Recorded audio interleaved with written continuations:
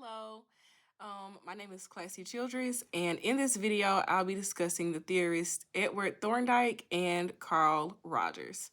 Thorndike's learning theory is based on an elemental model. He was the first person to investigate the learning phenomenon in 1898. Based on his study, he concluded that learners were empty vessels who responded to stimuli. Thorndike's learning theory is sometimes referred to as connectionism, which essentially means that learning is a product between stimulus and response. Stimulus is anything that evokes a reaction, and the response is a result of whatever stimulus was presented. Thorndike came up with 3 laws of learning for animals and humans. The law of readiness, which pretty much states that the circumstances that determine if the learner is open or opposed to learning.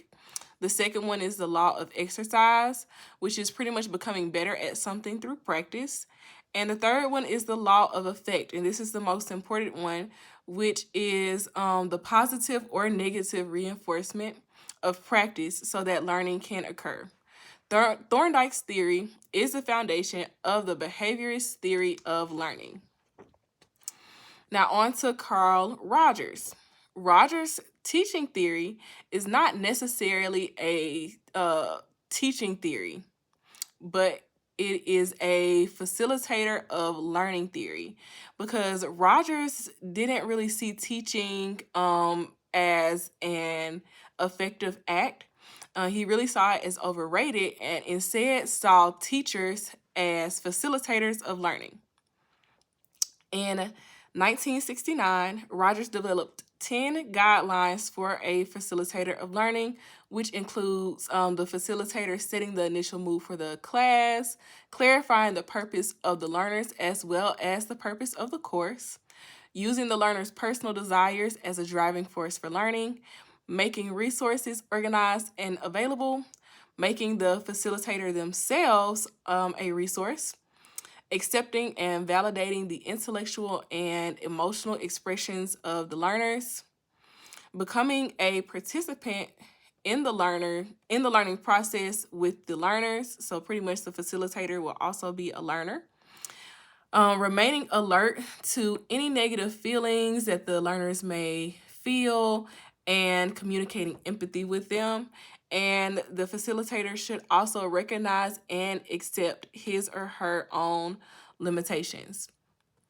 So the andragogical process model would support Thorndike's law of readiness, which may also be viewed as preparing the learner.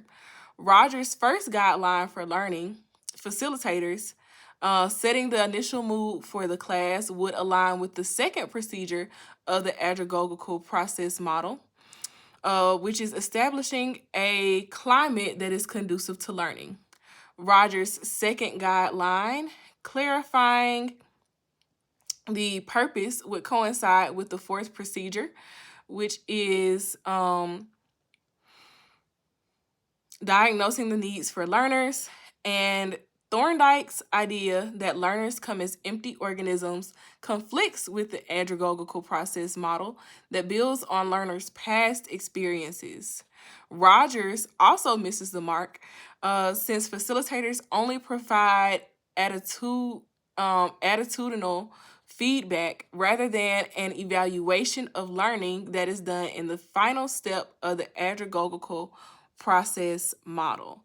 I hope this video was informative and helped you understand a little bit more the importance of Thorndike and Rogers in relation to learning theories and teaching theories.